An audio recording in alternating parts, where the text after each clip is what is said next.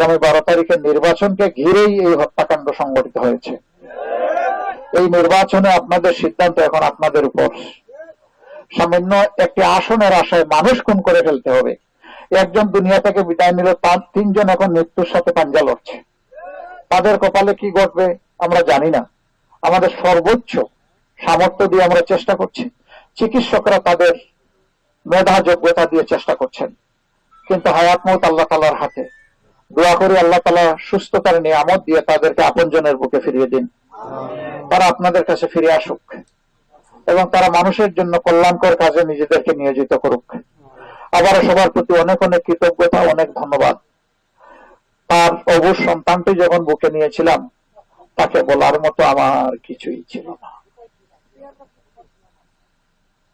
আমি বলেছি এখন থেকে আল্লাহ তাআলাই হবেন ইনশাআল্লাহ পরিবারের অভিভাবক।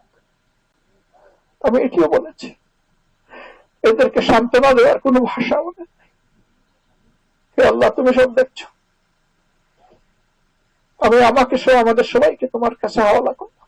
যারা আমার ভাইকে খুন করেছে তারাও মানুষ, কিন্তু আল্লাহ রাসূল বলেন যখন মানুষ মানুষকে খুন করে তখন আল্লাহ তাআলা তার দিলের উপর থেকে ঈমান উঠায় নেন।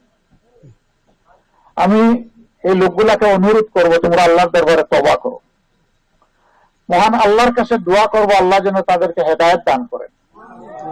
তাদের হাতে আর কোনো মানুষের জীবন, সম্মান, সম্পদের ক্ষতি হোক, এটা আমাদের কাম্য নয়। তারা যদি ভালো হয়ে যায় এটি হবে আমাদের আনন্দের, তারা যদি মন্দ হয় এটা হবে সমাজের জন্য কষ্টের। আমরা ভালোটাই চাই সকলের জন্য।